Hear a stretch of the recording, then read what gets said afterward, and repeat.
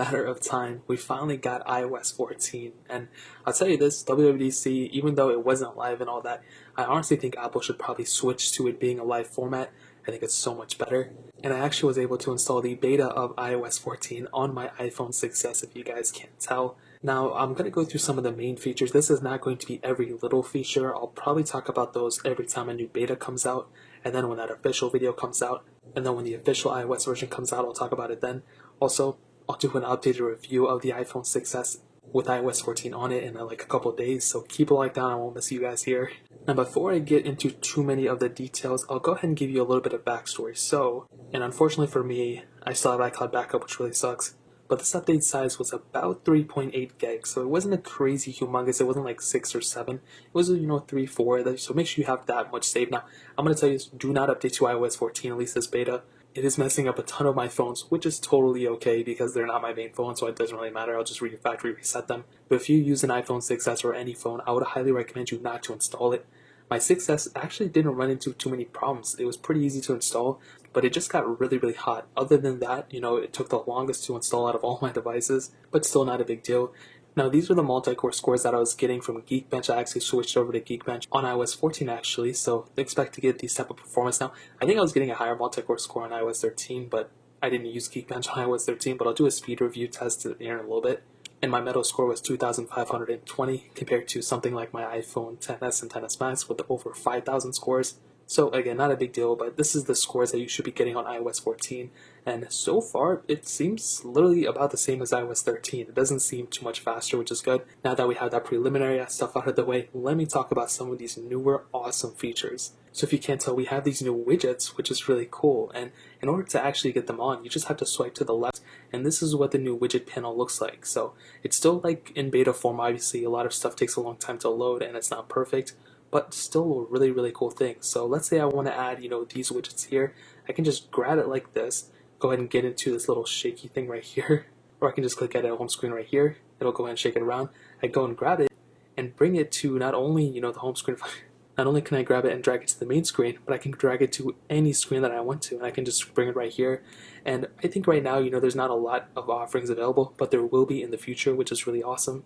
And I feel like developers are going to take huge advantage of this. And things like Facebook and Snapchat and Instagram, they'll just start making these little widgets so we can go and utilize it. And even on an iPhone 6s, which this is the oldest phone that supports iOS 14, it handles these widgets perfectly fine. It's not even that slow, which is really cool. Now that's just one of the updates. Another awesome one is the redesigned call UI. So when somebody calls you, it doesn't take up the whole screen anymore. It's just going to shrink down to this little portion. You can even, just like how that notification is, how perfect, it'll probably be a little bit bigger, and it'll just say accept, decline, and you can probably even swipe it out of the way too. This phone, I'm not able to take calls in right now, but just know that that's a really cool feature that's added, which is really, really awesome.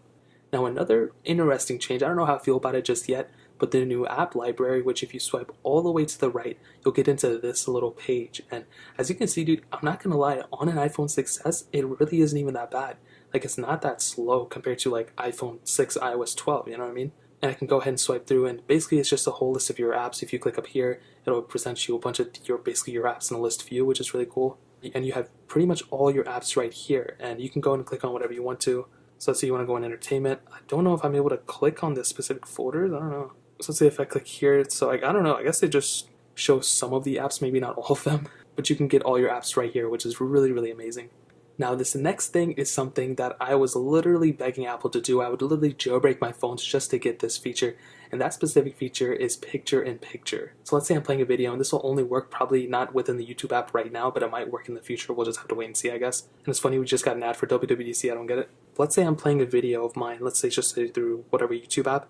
I can click here, click the bottom thing, and now I have picture-in-picture natively within iOS 14 on any iPhone that supports it. We do not need to be jailbroken anymore, which is the biggest highlight ever.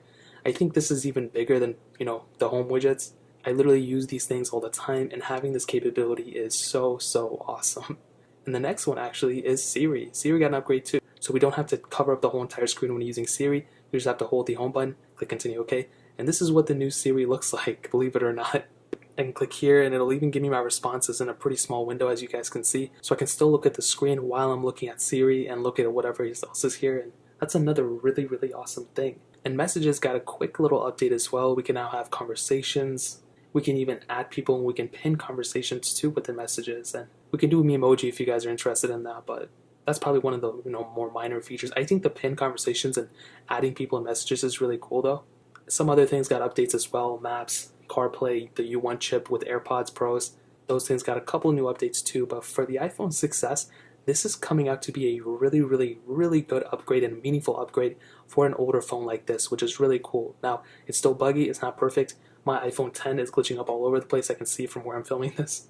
But I think for an iPhone 6s, it's a really, really awesome upgrade. And I would recommend you guys to not upgrade yet. Don't even think about it. Stay on iOS 13. But hopefully down the line, once the public beta comes out, it'll be much more stable. So that's really pretty much it. If you guys enjoyed the video, hit that like button.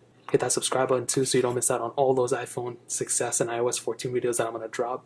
Check out the other links down in the description as well. My Twitter, my Instagram, my second channel. All those links are linked